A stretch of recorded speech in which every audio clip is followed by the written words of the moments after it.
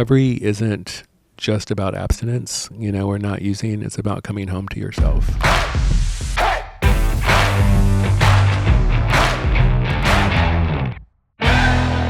Hello, you have Johnny Phillip here, and you're watching and listening to Breaking Down Addiction, a podcast by national addiction specialists. I will be your gracious host today, and I am joined with Mr. Orlando Andrews. Thank you for joining us today. Hey, thank you for having me here. We've been friends. I would say I've been in your network for a few years, but we've been really good friends for a couple years now. We got to know each other.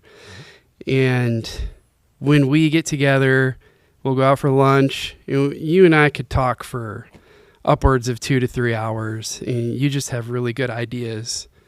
And you definitely have different thoughts when it comes to treatment. Mm-hmm. So I'm just going to go out and throw it out there that I'm very excited about today and to pick your brain. And I love you. I'm so glad to have you today. I love you too. Thank you. Thank you. Yeah, but how's everything been going lately? I know that's a very loaded. That's a broad question. That's a very loaded question. Well, yeah, as you know, recently I just lost my father, who passed this past, I think it was Friday. Yeah, I'm so sorry about that has been kind of a lot to deal with. You're never really expecting to lose a parent, or it's kind of weird when you lose a parent. So that's kind of going on right now. And of course, just launched Recovery Matters. So that has been a very interesting industry disruptor. Yeah. Congratulations on getting this started. Thank you. And I know that you've been kind of secretively or maybe quietly working on this over the last year or two or so. So it's been 2 years. It started off with, so I was working at a facility, actually at a time, and it was, our cost was like $60,000 for 45 days. And it was an amazing program. We had like all the bells and whistles, there was surf therapy, equine therapy. There was like all types of like gender separate programming. And so I was all in. I loved it. And she did a clinical, a white paper that looked at outcomes. And the outcomes were that more than 70% of people going to treatment were relapsing within 6 months. And so I didn't know that. Like, I really thought we were doing everything. And like, I'm a person in long-term recovery. I just celebrated 15 years this past year. At that time, I think I would have been around 10. Super congrats on 15 years too. Thank you. Thank you. All higher power, right? So there sounded like there was some sarcasm there. I'm just kidding. If it was, it's right. Yeah, we'll get to that too. Orlando has certain feelings about certain entities, we'll say, in the world. Yeah, feelings. So, yeah, what was I saying? So when I saw that statistic, it was one of those things where I couldn't really be passionate about it anymore. It was one of those things where I couldn't understand the ethical understanding of knowing that you're charging this amount of money for outcomes that were, if you went to if you had cancer, right, and you went to your doctor and he's like, I have a 30% success rate, would you pay him $60,000 or any amount of money or do anything? And so it's a very good comparison. It really, my heart, I couldn't be in that space or like that anymore. So during that time, I saw a documentary about this alternative concept, which was neuroelectric therapy that allowed you to do withdrawals with like a device from home. And I basically stalked to those people, found that device, and that's how Recovery Matters started. I decided to go after opioid abatement funding, utilizing that device and seeing if we could get better outcomes over the course of a year. And I know you wrote a grant for that at one point, and then that you were rewriting it. So yes, I believe that before it was, the thing about an industry that is conditioned to be a certain way, They aren't like really just jumping in when you find, like, I'm thinking, we found a solution, we're getting great outcomes, everybody's just going to jump on board. The Opioid Abatement Council will say, here's thank God. $500,000, Orlando. This is the white knight we've been looking for. And it was like $1 million. We're going for $1 billion a year. And so, yeah, we thought, but then it was, granted, it was like light. It was an interventional device. And then we were just going to measure. I was going to do my thing, navigate. So there wasn't a lot of substance there. Mm-hmm. So when we didn't get it that first year, I came back and decided that we needed more substance. And so that's basically how Recovery Matters, the form that you see now, was created. It was putting together curriculums that would take people all the way through a year of recovery. And the concept is, if you can get someone to a year, they have a 50% chance of making it 5 years. If you can get them to 5 years, they have an 80% chance of making it, forever. And so your big thing here is you want somebody to have long-term recovery with better results, mm-hmm. and people to invest in themselves. Yeah, well, yeah, to come back to themselves. I mean, we know what recovery is. You know how long it takes before so I'm trying to like shorten that window of like figuring it out by offering pretty much everything that you'll need to get through there. Right. And so that's what the last opioid abatement proposal that we put in was going to be, taking housing for, I think it was 8 men and 7 women in separate houses, of course, and pumping in, getting their cell phone service. We included food, and we also wanted to give a year's worth of programming, and then give them a place to stay for a year without having to worry about working or doing anything. It's just really working on recovery, and we're going to see what outcomes we could get. We didn't get that one either, but that's kind of what we put together. I mean, your work towards all of this, it doesn't end there with not getting the opioid abatement dollars. Yeah. I do want to come back to all this, sure, because you do have some pretty great ideas, and I do want to just earmark the SPARC device. Okay. So we can come back to that. Mm-hmm. But I do want to just rewind a little bit, and I want to start off all of these episodes with the same question. Okay. If you, right now, your sober self, sober Orlando, if you could speak to yourself in active addiction, what would you say to him? Oh, that's an interesting question. So it took me a long time to think of myself as having an addiction, because I was so functional. Amen. So like it's like I think I'd probably go back to to the time that I kind of recognized I had problematic drinking in college, when I was in my fraternity, and realizing that blacking out isn't normal, right? And that's so normalized in college life. Yes, especially in a fraternity, right? The whole concept of drinking till you're obliterated, or letting people tell you what you did the night before that you don't remember, thinking it's hilarious. And you kind of think it's hilarious. Yeah, you think it's like, like, thank God, I'm just happy that there were no cameras back then. There was nothing that would have been recorded. That makes 2 of us, Orlando. Thank God for the time period. But I would probably tell myself that having to escape at any given time, like away from your life, isn't okay, right? If you can't be present, or you need to change how you're feeling without doing it naturally, that this substance isn't going to really help, and it's not a solution long term. I completely love that. And I've had that same thought, that if I got to speak to my former self, mm-hmm. that would somewhat be the idea as well. Escapism is such a normalized thing, mm-hmm. these days.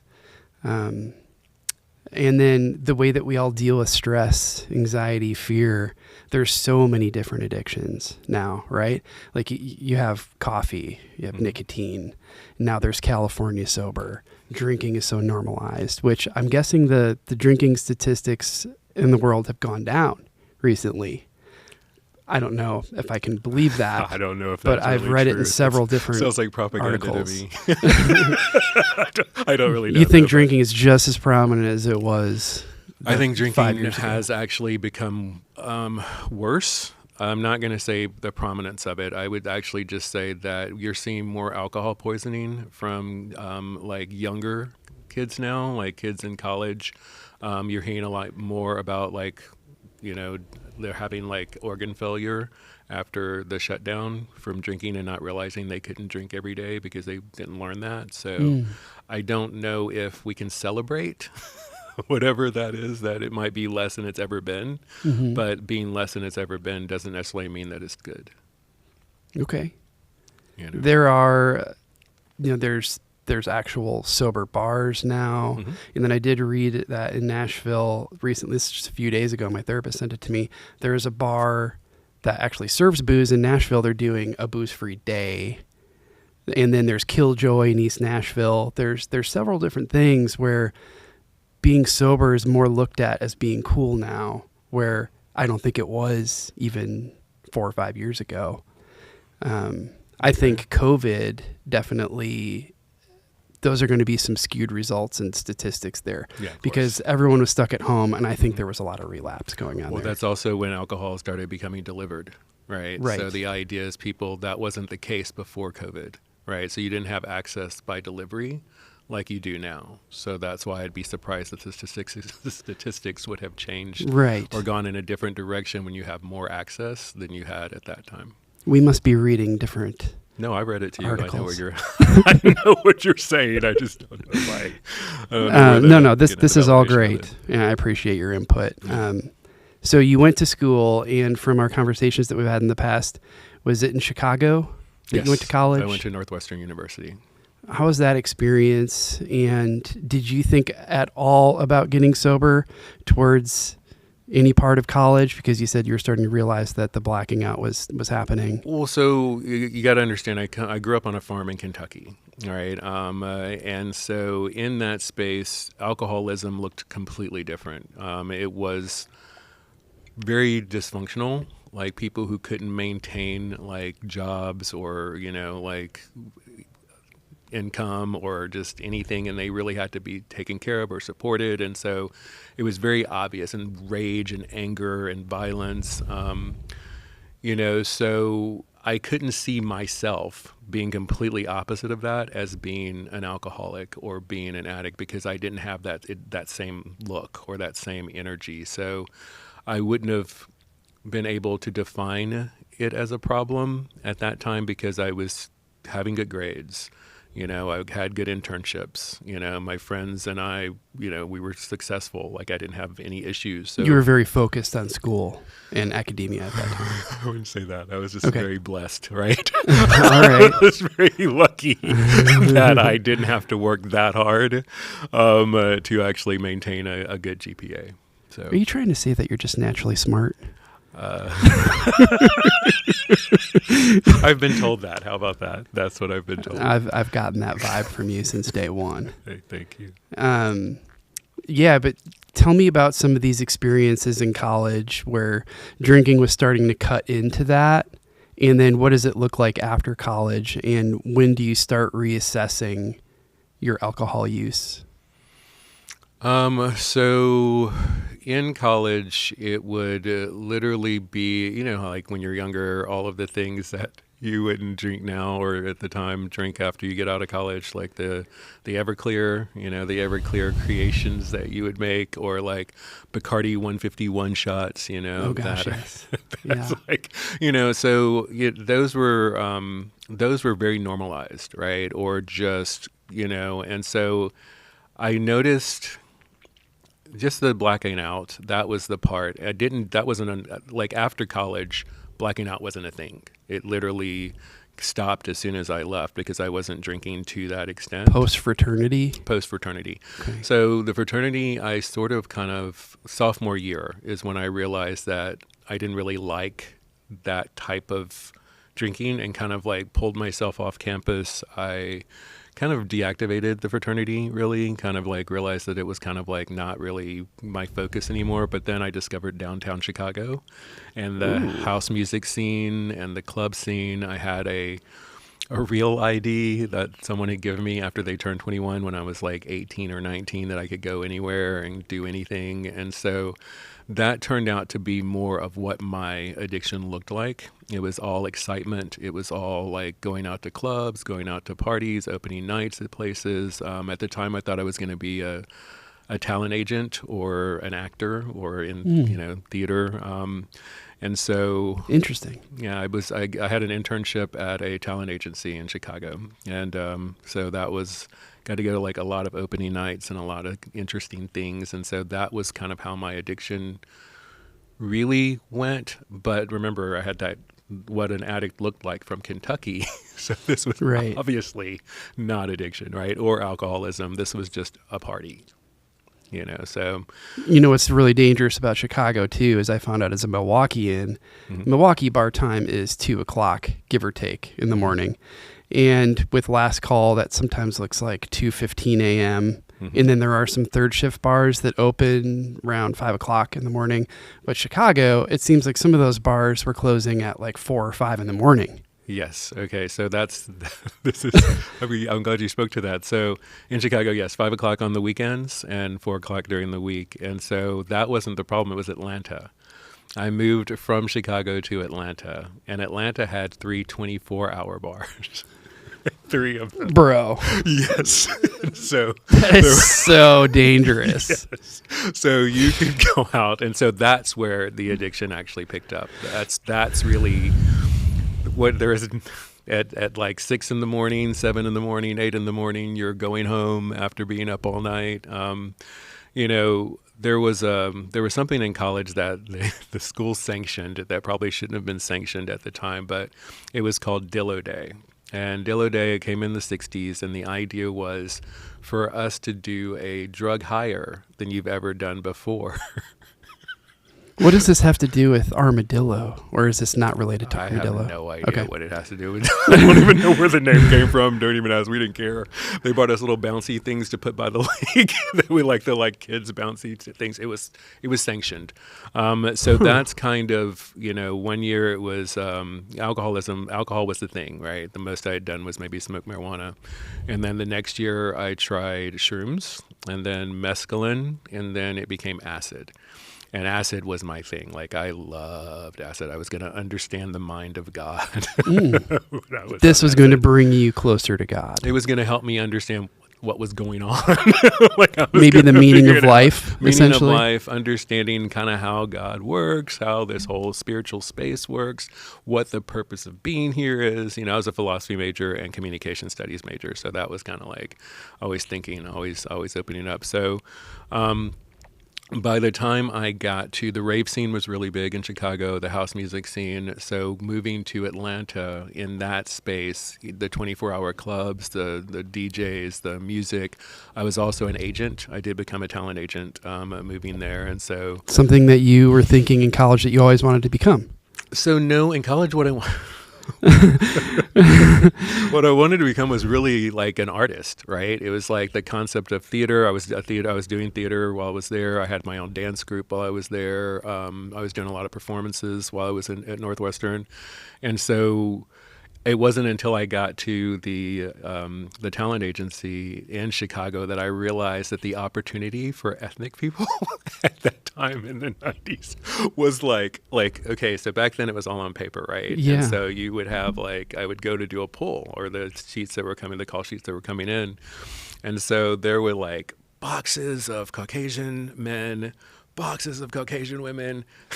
There's this little box for African American, Asian, and Hispanic people in one little space. So the opportunities were a lot different then. So that kind of metered let me get into the business side of it, right? Find the opportunities as they come in, and then choose to throw myself into that mix, but make money the whole time and not starve to death. So that had to be a bit disheartening and tough to deal with at that time because it was a barrier. It wasn't the shift was voiceovers, right? So the shift that made me realize that maybe the on-camera thing wasn't the thing, right? And theater, I love theater, but theater wasn't the thing either. But it was voiceovers. My voice was a lot more universal. I could do a lot more with it, and also I could actually find better talent with voices. So I got into the voiceover thing. I became a voiceover agent. I worked with models as well and actors, but voiceovers were my thing. Okay. Yeah. That's a piece about you I didn't really know. So that's interesting to learn that right now. Let's also talk about when you first got sober, you didn't go to treatment, right? Correct. Yes. And what made you not have the choice of going to treatment? How did it work out? What were your struggles? Did you feel like you were white knuckling it? So going back to the years in Atlanta, and that club was a staple of my life, the 24-hour clubs, going out, and that was the cycle, So coming dangerous. in at 6 or 7. And there was like that period of time, almost like Dillo Day, where it was like, let's do a drug hire, ketamine came out, K was really big for a while. Like, was it all the letters G, and it was like everything that was coming out, you were trying. And, I got to the point where you can't drink forever like you're a kid, right? So I think around 25, 26, it was like, I could be visibly drunk, and I didn't like that. That was kind of like my cause. I could drink a lot and really look like I was sober. And so around that time, that's when cocaine came in. And so I started drinking and doing cocaine, and then I can't believe I'm saying this on camera, Jesus. It's okay. This is a safe space. This is a safe space, right? I was like, well, Yeah. oops, okay, this is going to be there forever. But did you find that the cocaine when you drank kind of picked you up? Yes. So you were less drunk? That was I was able to focus, right? So that was kind of like where It's a better way of phrasing it. My problem was that I didn't like, I just saw like Charlie Sheen's documentary yesterday too. So My wife and I just started watching that too. It is mind blowing. I was like, okay, I could just throw this out there too, right? Yeah, exactly. We're all doing this now. So it was, I didn't like snorting. I liked smoking. And so crack was the thing. And so it was like you'd go out drinking, and that's like how you start. You drink like crazy, and then all of a sudden it's like, oh my God, I need like to go smoke. And then that takes you into a whole nother environment, until like wee hours of the morning. And so that was the combination that I kind of like saw as kind of problematic. And then there was some meth. That was the other one. So it was between those two. I had a period with meth. So when I decided, there's a series of bad things that were happening, like getting mugged or being in environments, guns being put under my head, like Jesus. I literally would be. And so that was just it. I'm like in this high end world, right? Like, doing actors, theaters, models, all kinds of stuff, being dressed up for opening parties, and then the party would be over and I'm in like the hood, like hanging out, right? And I considered that to be kind of cool because I was universal, right? I could actually talk cultured. and hang out with everybody. It didn't matter like who it was. And that's always been a thing from high school, being able to hang out with every clique, every person. Which really equates to being a people pleaser, but now that I know in recovery what all that was. But yeah, so that was what I needed to kind of get a handle on. So I had a little short moment in AA of sobriety. Like I decided I had moved from being an agent into working in the fine arts. I had started working at the Alliance Theater and the Atlanta Opera in their call center, and decided that I needed to I hope they're not watching, but so we used to have the opening nights for the operas, and like they would always bring the parties back to like, and the alcohol, the wine, and everything was in our building, and so we would go down like when they were there, like during our shift, and we would go down and we'd drink. And so I swear to you that they figured this out and dosed us one day because it was me and this girl, and we were so inebriated we could not work, and that was the thing. And we were like, oh God! And so I look at her and I go, you know what? I'm going to AA. And she's like, I'm going to go with you. And so that's kind of the first time that we did it. And so I got sober for a few months. By going to meetings. By going to meetings in AA at the Triangle Club. And I ran into this group called the Complete Abandon. And it's a great group name. Yeah, it was a great group name, not a great group. So they believed in doing AA the old-fashioned way. There were no steps, like when AA started, right? You just did what your sponsor told you. And so that was their concept. And so this is kind of why I have that when we talk about AA, I have a different lens to it. And that's okay. Everybody is. But yeah, this was that's cult. okay to have this your own was, opinion yeah, on AA. Well, this was not quite. This is somebody taking AA and doing their own thing with it. It wasn't what classic AA is. And they wanted to. I remember my sponsor wanted me to move out of my apartment into a basement with a bunch of other guys so I could do AA all day, quit my job, because that's what recovery is all about. How is AA going to pay your rent and bills? I was going to be living in a basement with a bunch of other people, so I didn't have to worry about work, I guess. I don't know, right? Interesting. But yeah, I was a little too much for that. And then, so I'm 30 days sober. I have a sponsee. I haven't worked a step, right?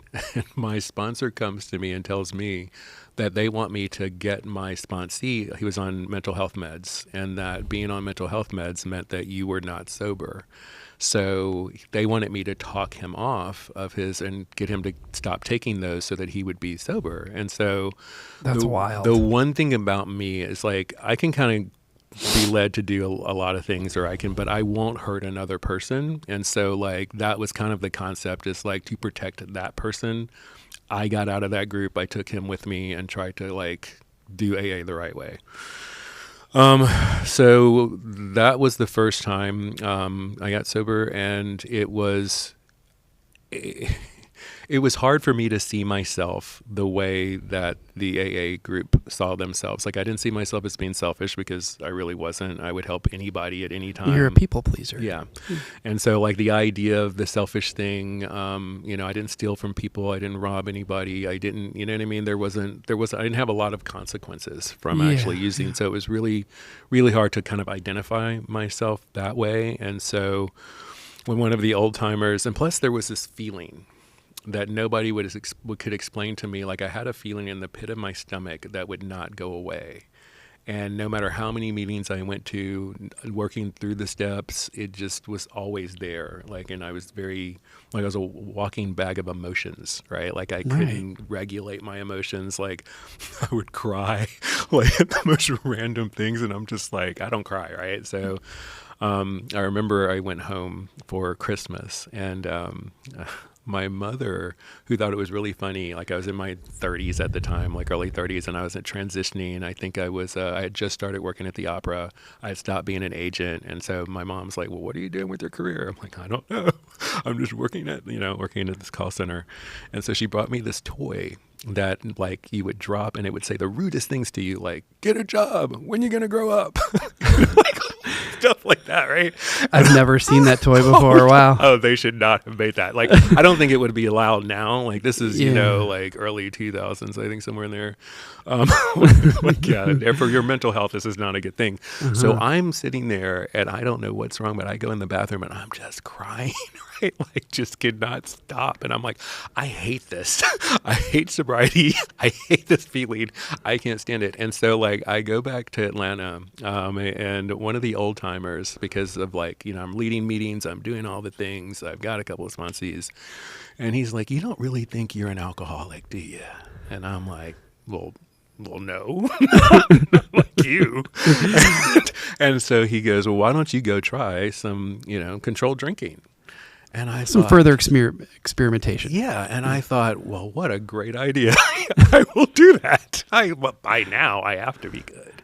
And so for the first like maybe month, I could go and like just have a couple and everything was fine. But then I got promoted for the company that I was working for, which was SDNA Teleservices, and I got moved to San Jose, California, where I ran the San Jose Repertory Theater in their call center. And so at that point, that was like God telling me, look, I still love you.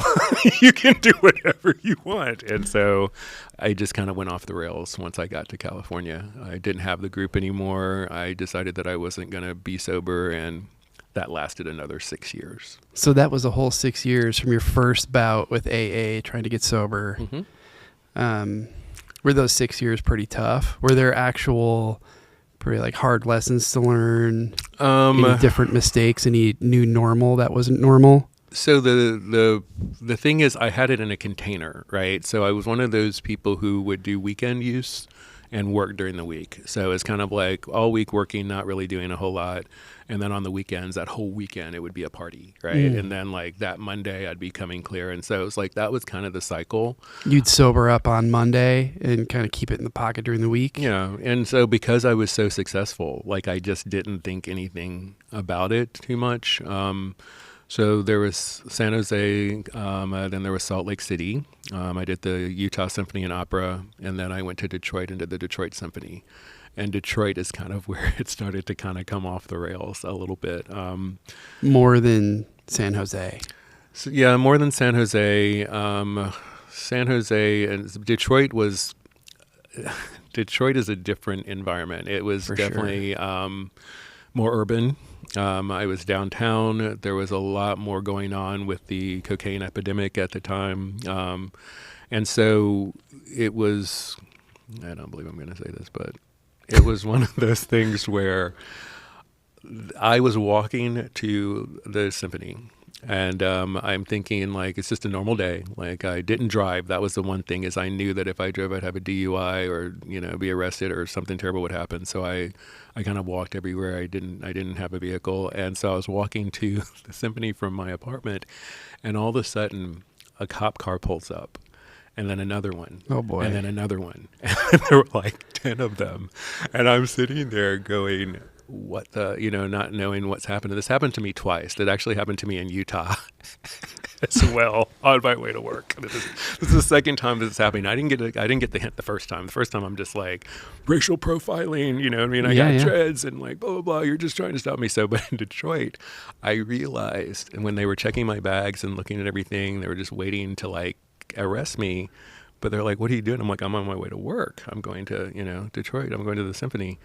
And I realized that they thought because I got delivery that I was the supplier, not the user. That's how much I was using. Oh my gosh. Right. Okay. And so when they didn't find anything and realized that I'm just like random guy going to work, that's when I should have known there was a problem. So the cops were watching you for a little bit, it seems. Obviously, yeah. Or they were watching the other person who was delivering to me. I don't know if it was really me, but yeah. Wow. What a story, though. Yeah. That must have been a crazy feeling. Well, I wasn't really like, so that's the thing about me is like, I've always been in situations where, and this is addicted mind, right? You can like, I could snap out of it like in a minute. Like I could put on I'm such a good boy. I don't do drugs. I'm not an alcoholic. I'm not an addict. I don't know what you're talking about. And so, I wasn't panicked. I wasn't stressed. I didn't have anything. I didn't, you know, that wasn't how I used. So I didn't even think anything about it. I guess if there's nothing there to find, there'd be no panic. Yeah. In my mind, whenever there's cops around me, I've been sober 13 and a half years. I still feel this weird feeling whenever I'm around cops. I don't know why. So, probably back to my skateboarding punk rock days. They were always after us. So, and profiled in this little town I was in. So it's just embedded and ingrained in my DNA now that the cops are after me. Yeah, I never really. Yeah, I was always one of those that could be on at any time. So I never really thought about it. I didn't have many run-ins or too many run-ins with the cops. But so this second stint of sobriety, that is the one that stuck. Yeah, the second stint. Okay. And by then I was back in Atlanta again. I had been mugged in Detroit as well. And then Gosh, I think sorry. That doesn't sound fun. It was not. It was there were so many things going on. Then coming back to Atlanta, and so then I did the Alliance Theater, the Atlanta Opera, the Atlanta Symphony. I was running their call centers for years at that time, and I think it was around. So, okay, this is going to sound really, really, really strange, but remember the pit in my stomach that I talked about, that I couldn't get rid of? There was a lot of emotional, trauma that hadn't been resolved or hadn't been dealt with. And there was something about being able to use, it changed the way that I used, right? So like when I was using, I would actually meet with another person who was probably an addict, and we would use together.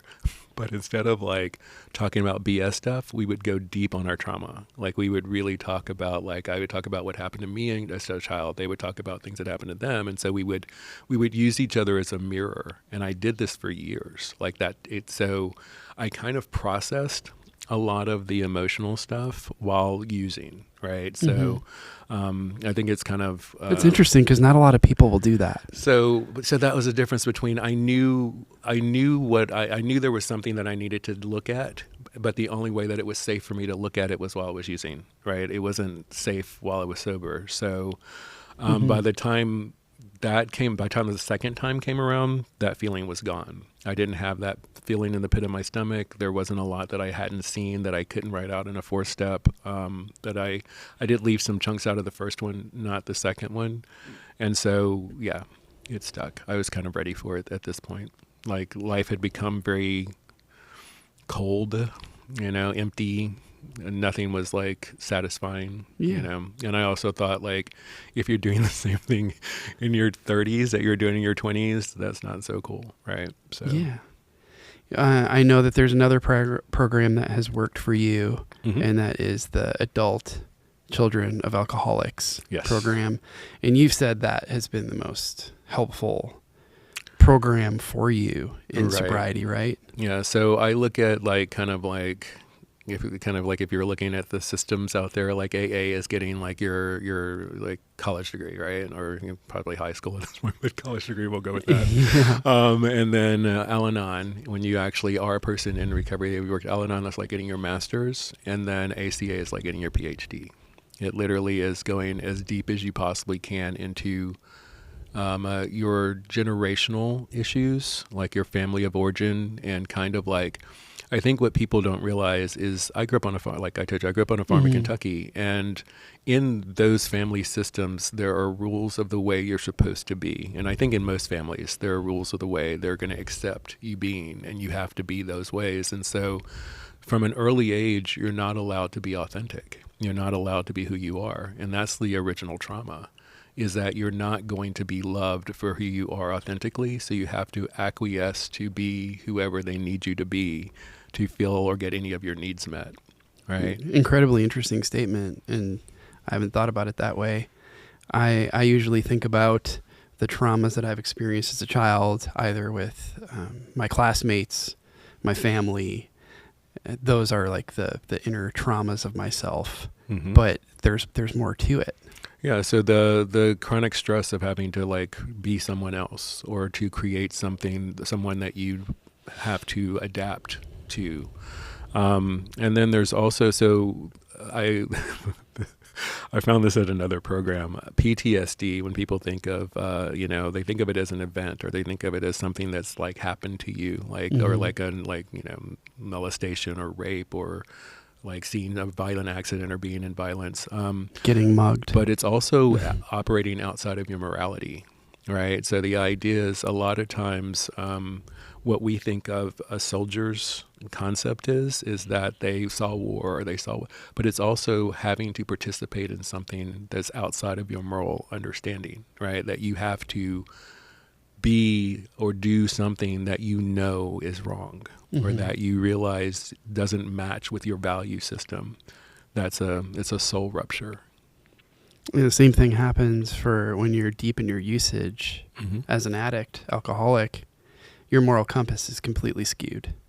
And sometimes the things that you could do were things that you never ever dreamed of doing in a bad way.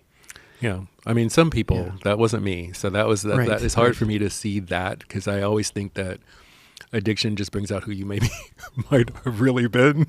You just don't know. Or like, I wasn't an opiate addict either. So the idea of, not being sick, like that's a different concept. Like the idea of the physical withdrawal or the physical dope sick thing, that can probably take you outside of your moral compass or your reality, right? Because I didn't have to deal with that. Like if I was going to do something, it was literally because I wanted to, not because I had to or I was forced to. I think that's like, I wasn't that user or that type of person in addiction. So When did ACA get involved into your recovery? Like what year or? So the first, I was probably a year sober when I ran into ACA in the second stint. And so I really liked it because you got to talk about other people and not yourself. Right? I got to talk about my family. Yeah, that would work for me too. But when you actually looked at doing the steps and that kind of stuff, I couldn't, like once I got to Nashville, I started working in the treatment industry kind of 4 years to the date of my sobriety date. Didn't know anything about treatment, didn't know anything about it.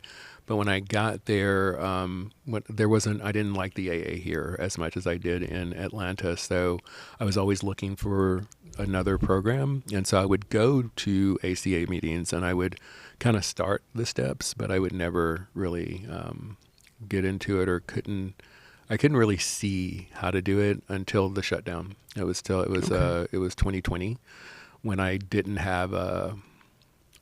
really have a program that I was working. I was using treatment or getting people into treatment as my program. And so I got on the apps because I was bored, right? Like there was nothing to do. Like workaholism had become my solution in addiction, where I would work all the time and I didn't have any time to do anything else. And when the shutdown happened, I couldn't do that, right? And so I got on the apps and like the people that I was attracted to, like the red flags were everywhere. But instead of like a normal person where you see a red flag and you walk away, I lean in like I'm going to fix this person or I'm going to help this person. Right. And so that was when I realized that at 10 years sober, I still needed more work because it was more than just not using.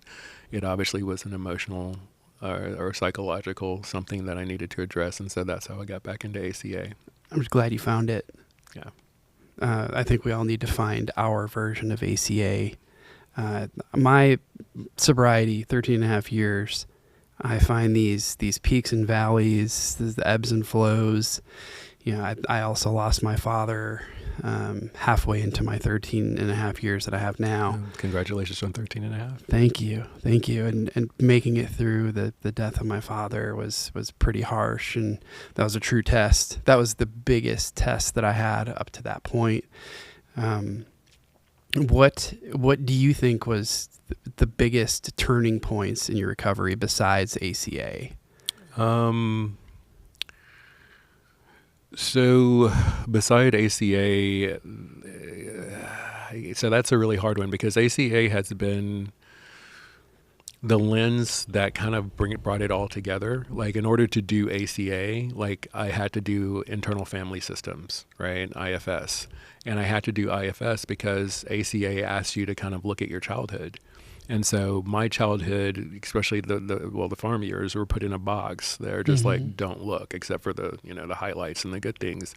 And so when I had to actually look at my childhood, I couldn't see it. So I had to learn about internal family systems. And so internal family systems was kind of the lens that allowed ACA to actually work better. So. And is that I've never done ACA. Is that a subcategory of ACA, or is it completely separate? So it's completely separate. Okay. IFS is actually a therapy or a concept or a therapeutic concept that therapists actually do, or you can work with a therapist, but it's also something you can educate yourself on. Dick Schwartz kind of created it or came up with it, and it's something about, it's basically you are creating parts of yourself to adapt to the situation of your environment. And so those parts are still frozen kind of in time at the ages that were created, and they're still doing their roles. And so ACA is kind of like that too. ACA is like they break your parts up into major parts, like your inner child, your inner teen, the critical parent, and then the loving parent. And so what makes ACA so difficult, I think for a lot of people, because I've tried to get a lot of people in it, is it expects you to be able to look through your denial just by reading or looking or working the steps. But in 2021, they came out with a new book called The Loving Parent Guidebook. And the Loving Parent Guidebook, kind of like the thing about recovery that happens is the language changes so fast, right? AA.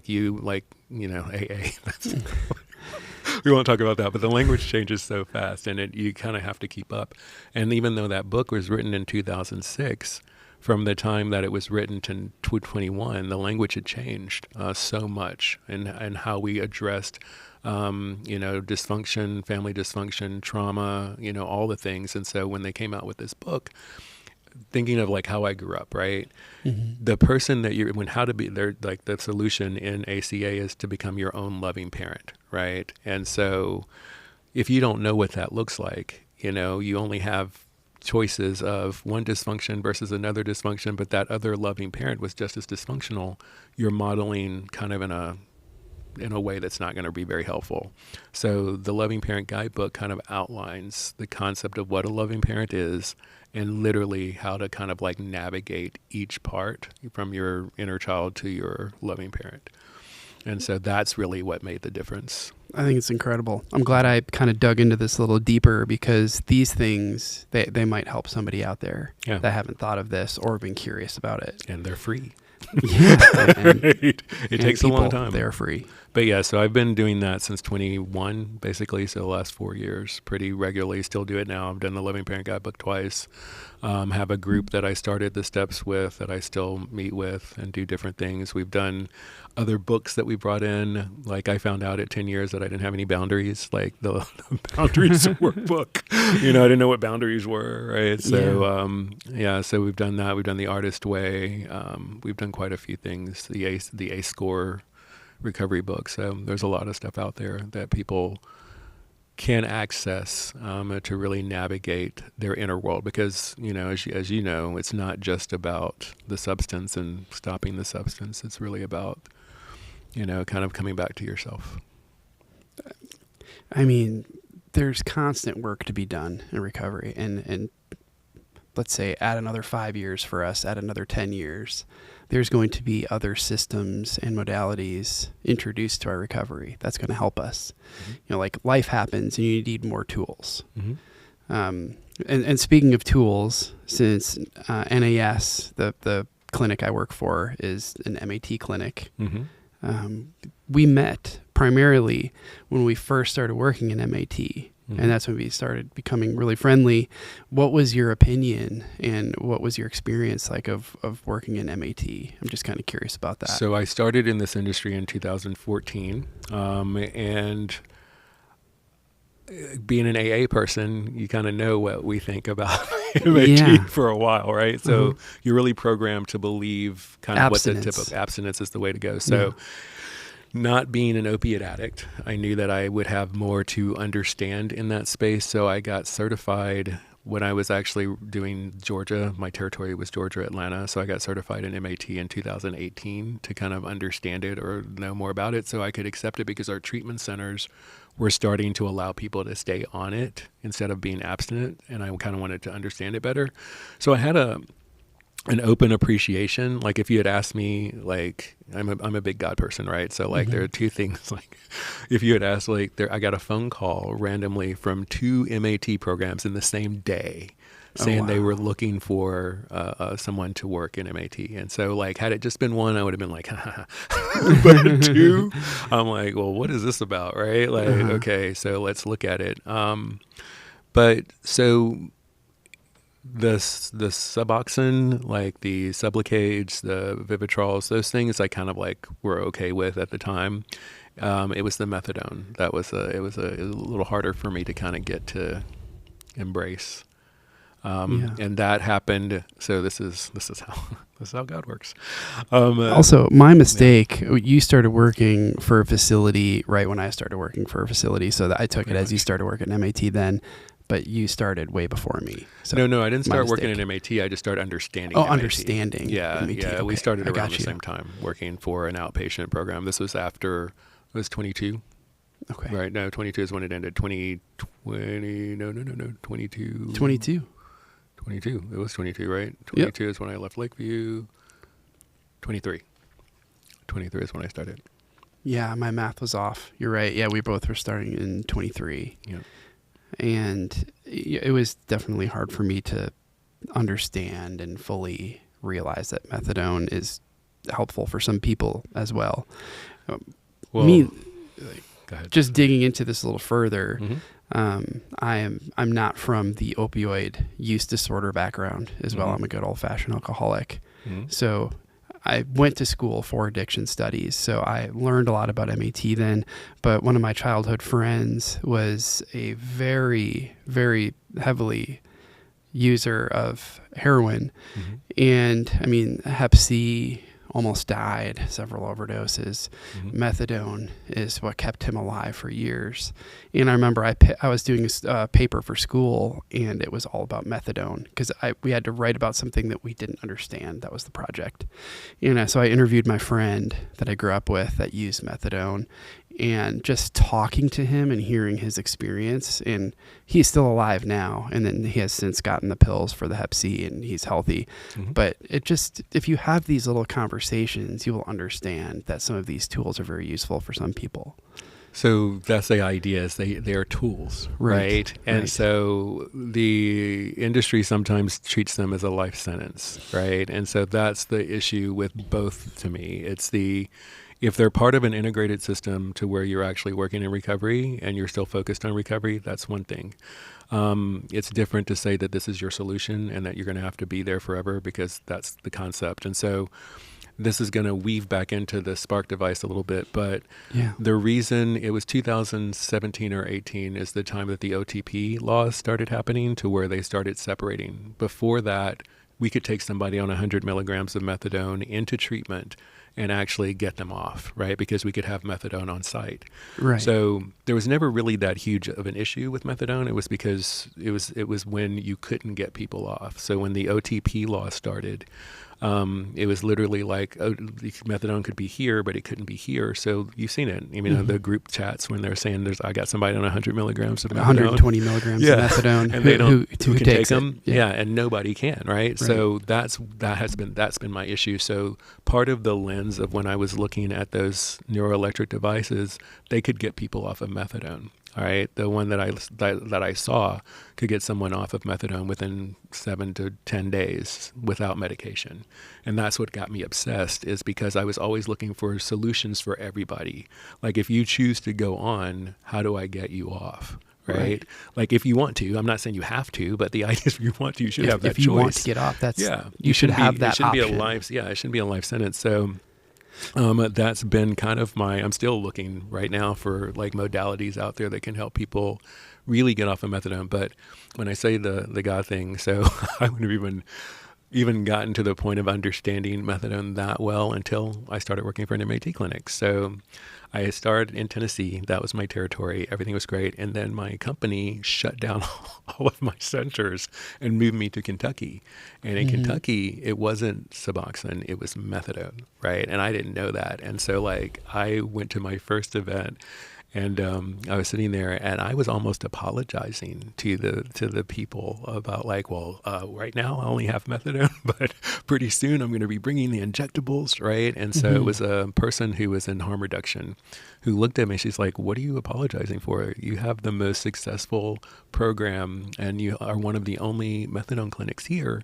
And then she started to educate me on when people don't have resources, right? And so that hadn't been my lens for the longest time. I've worked with people who could afford $60,000 programs or had private insurance. So when you're looking at people who are housing insecure, food insecure, and this might be their only program that they can actually keep from using needles or doing other things, option. a whole nother lens. And so then I started really getting into understanding what harm reduction really was and how that looked, and was able to embrace the concept a lot better and kind of work with it a lot better as well. So like to me, it always comes down to education. Like educating yourself on, instead of having an opinion about something you don't know anything about, or using the lens of your own recovery to look at how other people should embrace recovery. It's not the same. Right. Which will bring us right into, like, tell us more about the SPARC device. So, because I've heard about it for a couple of years now, but please tell our listeners and the general public. Okay, so it's called the Sparrow Ascent. It's by SPARC Biomedical.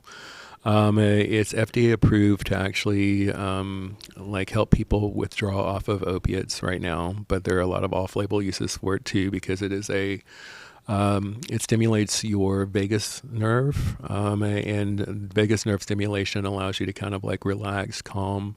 Usually within 3 to 4 days, you're feeling completely like the normal withdrawal symptoms are overwhelming.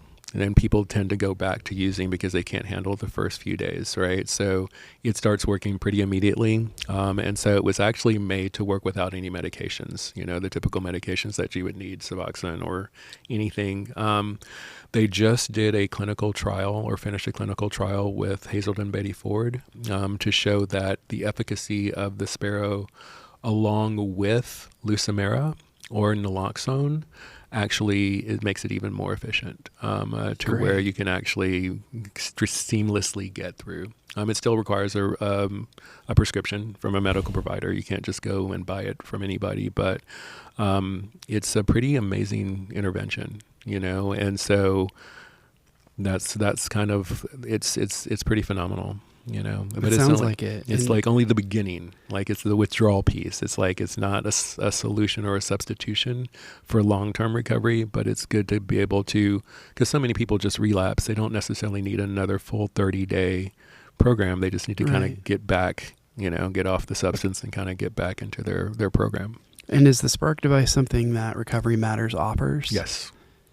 And run us through what are Recovery Matters offerings and levels of care, and because I know you just got the concierge service. Mm-hmm. So basically what we do is I'm obsessed with long-term sobriety, long-term recovery, and the idea of getting people past that 6-month window to that 1-year mark. If you remember, I was saying 1 year, 50% chance of 5 years.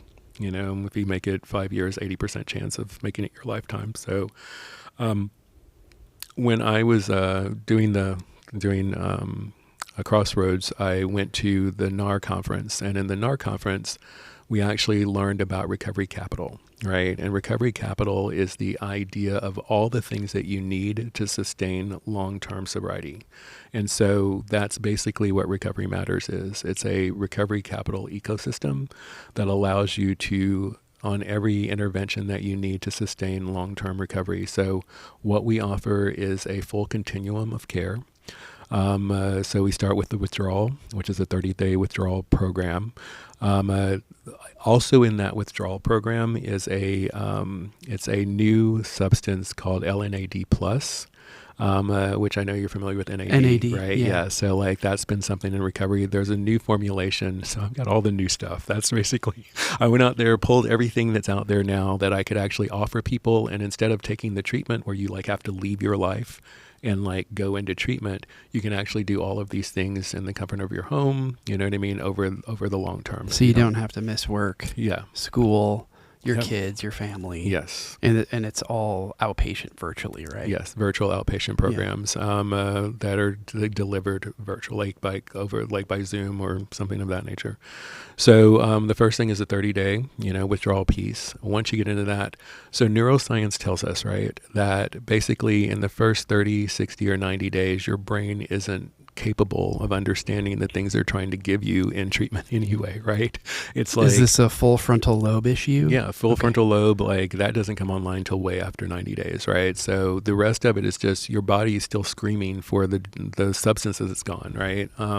And so basically what we're looking at is taking neuroscience and actually helping you understand that it's better to do low barrier curriculums where it's not like a bunch of things being thrown at you, and they're only doing that generally because it's billable, right? Not because it's working or they're getting any great outcomes from it. It's just the way the system is set up. Mm-hmm. And this isn't a criticism of treatment because it's necessary. Like you really do need, some people need to come in and get away from everything and kind of stabilize, but it's not the solution and it's not the end all be all. And so what we do is we do 30-day withdrawals, and then we do low barrier 90-day programs for a second. So you've got a reset program that's a 90-day program that actually allows you to do a digital CBT program, which I got from Crossroads actually when I was working at the MAT program. Great. We started with that digital MAT program or digital CBT program that actually delivers curriculum in 12 weeks, and you can use it for both people who are on MAT and for people who want to be abstinent. Okay. And so in the I hit it. So in the in that program, it actually has contingency management that's baked in. It's also an FDA approved program for people who are actually in early recovery, and so it's a low barrier. You can actually talk to us at any time, 24/7.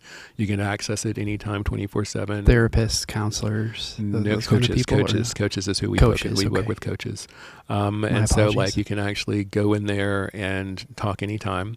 LNAD is we have drug testing. And we have alcohol monitoring where we can do breathalyzers. You have family support, and you have weekly coaching. So that's kind of that program. And then one of the things that we actually love, so we got AA. Everybody knows about AA, right? Mm-hmm. So there's another program called the Traits-Based Model of Recovery. And that program actually is being utilized in a couple of other programs here. Hustle, who you had on last week, actually has it. So, I knew it sounded familiar. Yeah, they're actually using it too. So the traits-based model of recovery. So this guy, his name is Dr. Jason Roop. He did a dissertation on the concept of addicts or people who are struggling with addiction actually having the same leadership qualities as the most effective leaders in the world, right? Mm-hmm. And so when he did the dissertation, he saw that that was true. And so he decided to create a program where you start from strength, where you focus on your leadership qualities rather than looking at your deficits, right? Yeah, like AA, just for example, your character defects. Yes, you look at your strengths. And so based on a few archetypes, so he put together a program that's actually 8 weeks. We make it 12. And so anybody coming into at least a 12-week program gets to start with that curriculum. And that curriculum, he was just published in scientific reports to show that he's getting some great results from that. Everything that we've actually included in our program has been FDA approved or actually has been clinically tried and actually has results and outcomes already. So it's nothing that I have to prove. No, it's already been proven. And I'm sure you can find some of this information on your website. Yes. Correct? Yeah. Right now, my website's just a really, really long landing page where it has a lot of information, but yes. And so that's the other thing. And after that, we have one of the newest interventions out there, which is kind of a neuro reset is what we call it. So I am so fascinated by the brain and how the brain works. And so neuropathways, neuroplasticity.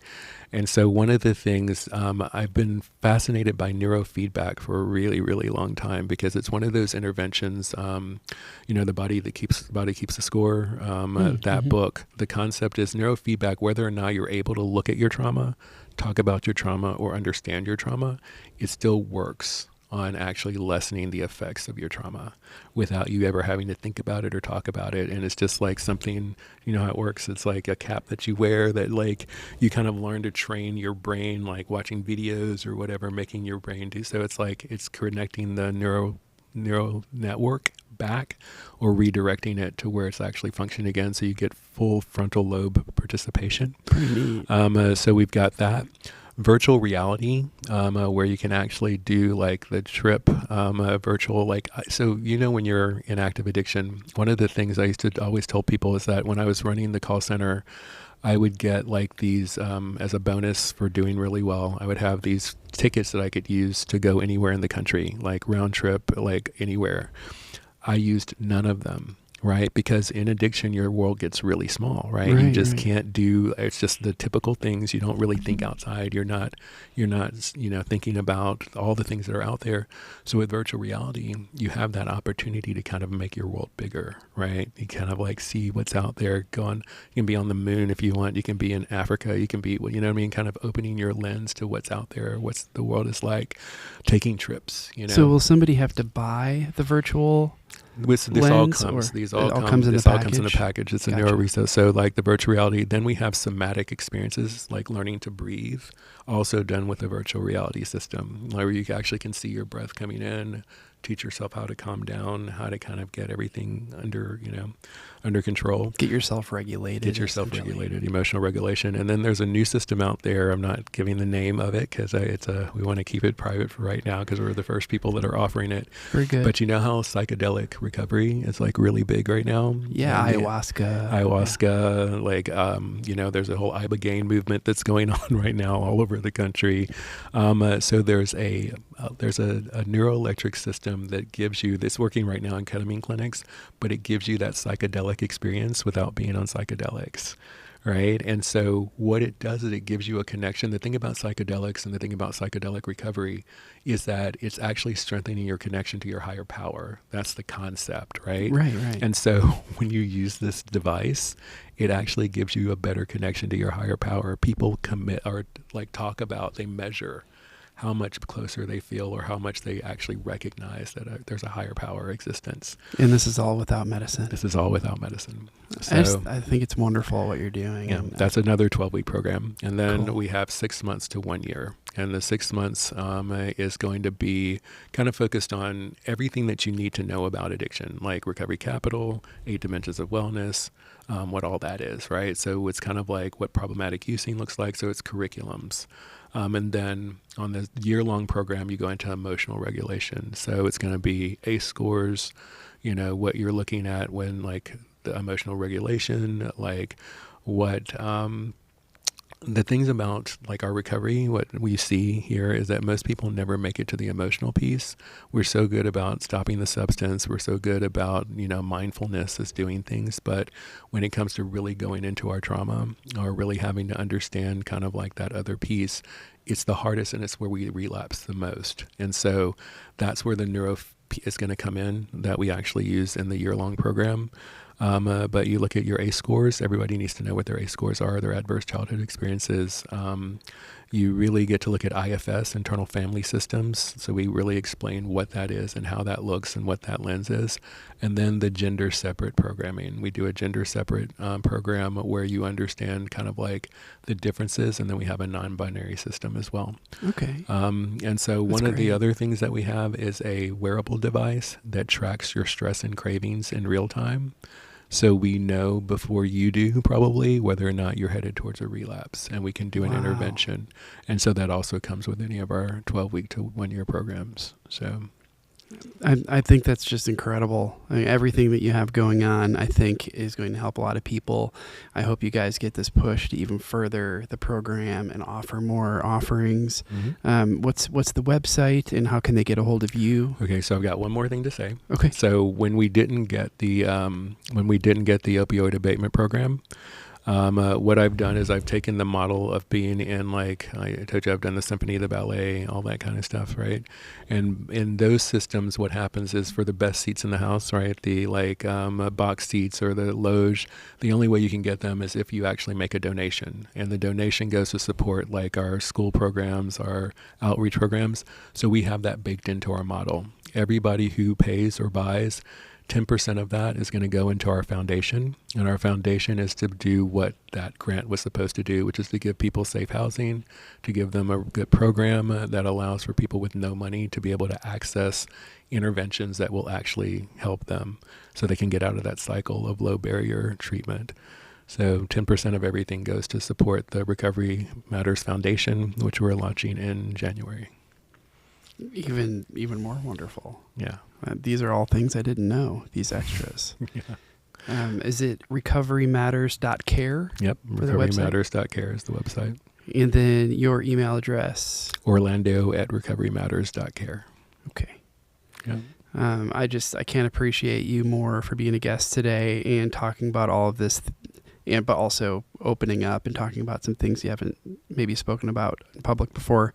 Yeah. I think that's really big, and I hope it helps people. Please check out Recovery Matters. Is there anything else that you want to leave us with in closing? One is I love NAS. Thanks. We work together really closely, actually. We do. And I send people here all the time. I appreciate you creating this space for us to actually get up here and talk about our things. I think you're a wonderful host. So thank you. I appreciate it. But get better. And if to leave the guest out there with anything, it's literally, recovery isn't just about abstinence, or not using. It's about coming home to yourself. And so the idea is that's what it's all about, and that's what we're trying to offer, is helping you come home to yourself. I second that notion. Yeah, and that's something I always have to bring myself back to. So Thank you for that. But everybody, thank you for listening. Thank you, Orlando, for coming here. I love you so much. I love you too, my man. Thank you. And please visit Recovery Matters and also visit nationaladdictionspecialist.com. Hope everybody has a great day. Much love.